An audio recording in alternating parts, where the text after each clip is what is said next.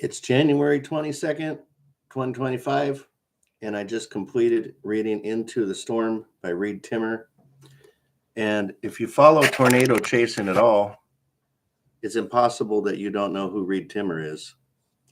If you don't follow tornado chasing, this guy is the GOAT, I suppose is the right word for that. He's nuts.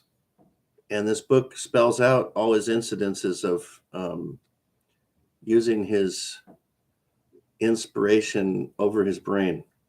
But he became a PhD. You can see here, he is not a stupid guy. He's a smart guy.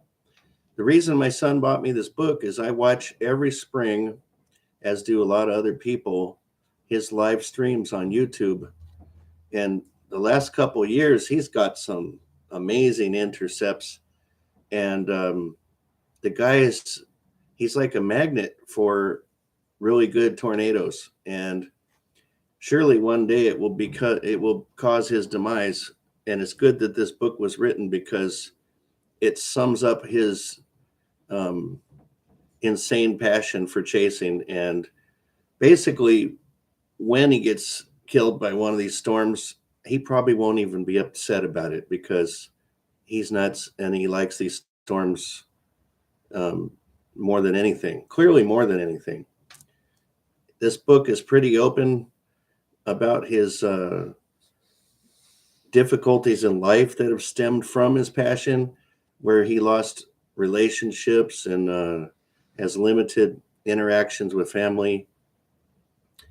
He puts tornado chasing over everything, and his mantra is never stop chasing, as you may or may not know. But a lot of this is documentary information of intercepts that he did in the past. And I was surprised when I went back and watched some of the earlier ones, how little the footage was.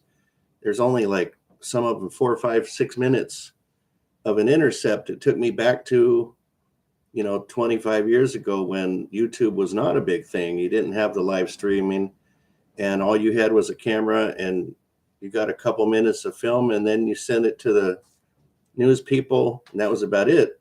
There was not a lot of places to share these things, except for his website that he had back then, and even that was a lot limited access compared to today's YouTube. Now you can watch them live pretty much without a lot of interruptions. They get spaces where reception cuts out and things like that, but for the most part, you can watch it like a live TV show. So the parts where he's documenting past intercepts are not as exciting as watching the videos, obviously, of him doing an intercept. Words can't describe the video of those intercepts that he did and currently still does. So that part of the book is a little bit lackluster, and it's a lot of it. It's like this book is good for an index of past storm intercepts. So if you buy this, you could figure out, okay, what were the big hits of his early part of his career? Then you can go back and watch the short segments that are there if you haven't seen them before. Really what you need is a best of Reed Timmer somewhere, and I don't know that even exists. It'd probably be quite a long video. The fact is, the more recent ones, the videos just get better and better, so it makes the old ones look antiquated. The parts I enjoyed the most, though, was about his academia and his relationships, and I suppose the progression of time and availability, like I said, of videos being live nowadays as opposed to the way it used to be. You forget how it used to be, and it was really, really not very good back then. And he has come a long way as far as documenting storms where people have a better understanding of what they do, and there's been a lot of benefit from his passion.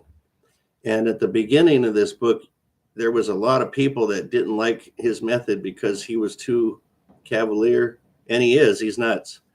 But he did do a lot of good nevertheless. And it is definitely entertaining, which is why probably more people watch him more than the informational angle. They probably watch it for entertainment. But I would say for a person that doesn't know him, this is a good book. And a person that does know him, probably a better book. And like I said, it's a good index for what he's done in the past. You can look up some of the stuff. The things that shocked me the most was the 2 hurricane intercepts in here where I thought, man, this guy's an idiot. And the amount of times that he's nearly been killed, it's like he's got a halo surrounding him somehow. I mean, I don't know what you'd have to say about that, if he's got some kind of a divine mission and protection, or if he's just lucky beyond lucky.